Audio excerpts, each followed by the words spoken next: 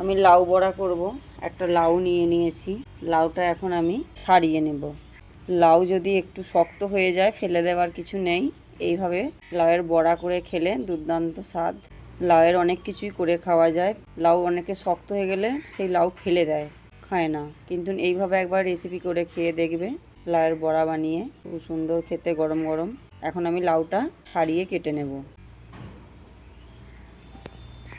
ছাড়িয়ে আমি কেটে নিয়েছি। এখন আমি ধুয়ে নেব। এখন আমি ধুয়ে নিয়েছি লাউগুলো পরিষ্কার করে। এখন আমি এই গ্রেডারের সাহায্যে গ্রেড করে নেব।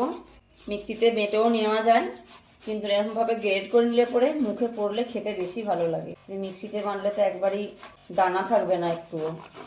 এই গ্রেড করে নিলে সবচেয়ে একটু মুখে পড়লে ভালো লাগে। লাউটা আমি পুড়ে নিয়েছি, পোড়া হয়ে গেছে, দেখতেই পাচ্ছ খুব সুন্দর লাগছে পোড়া করে। এইভাবে চাটনিও করা যায়। জল ফেলে দেব।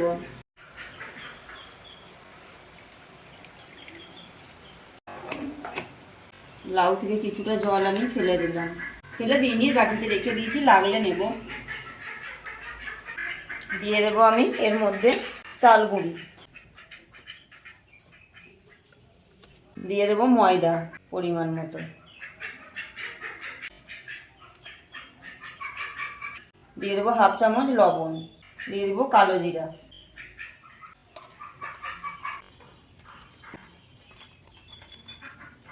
দিয়ে দেবো গুড়,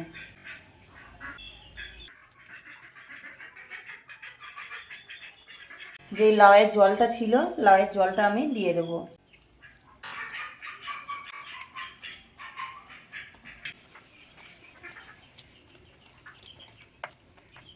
মাখানো হয়ে গেছে আমার। এই যে খুব নরমও নয় আর খুব শক্তও নয়, মিডিয়াম করে মাখিয়েছি। একটা কড়াই বসিয়ে দিয়েছি, কড়াইয়ে আমি তেলটা ঢেলে দেবো।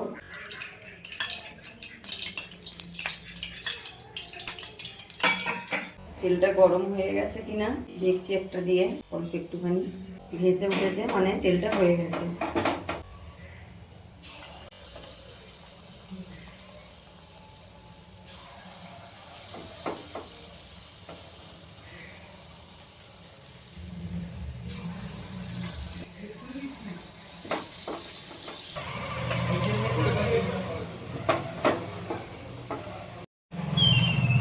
উল্টিয়ে দিচ্ছি। দেখো বন্ধুরা কত সুন্দর হয়েছে।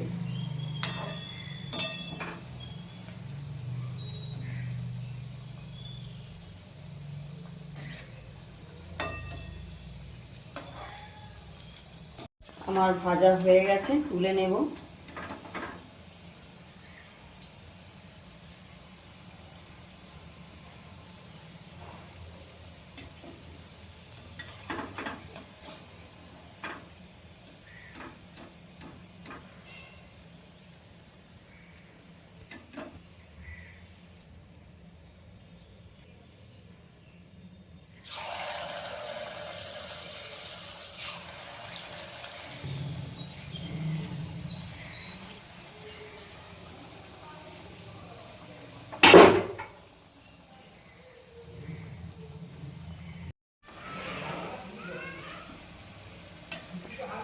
ভাজা হয়ে গেছে, তুলে নেব।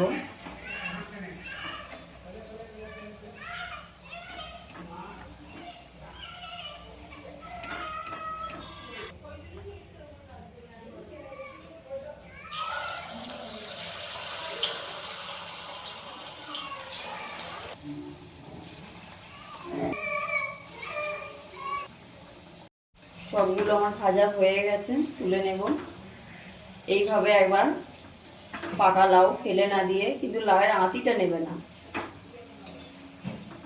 পাকা লাউ ফেলে না দিয়ে এইভাবে লাউয়ের বড়া বানিয়ে খেয়ে দেখবে বন্ধুরা, খুব সুন্দর খেতে।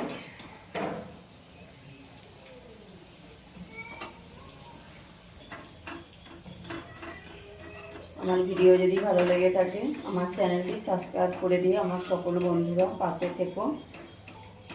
তোমরা ভালো থেকো, সুস্থ থেকো, আর এইভাবে লাউয়ের বড়া বানিয়ে খেয়ে দেখবে বন্ধুরা। আবারও বলছি, পাকা লাউ ফেলে না দিয়ে।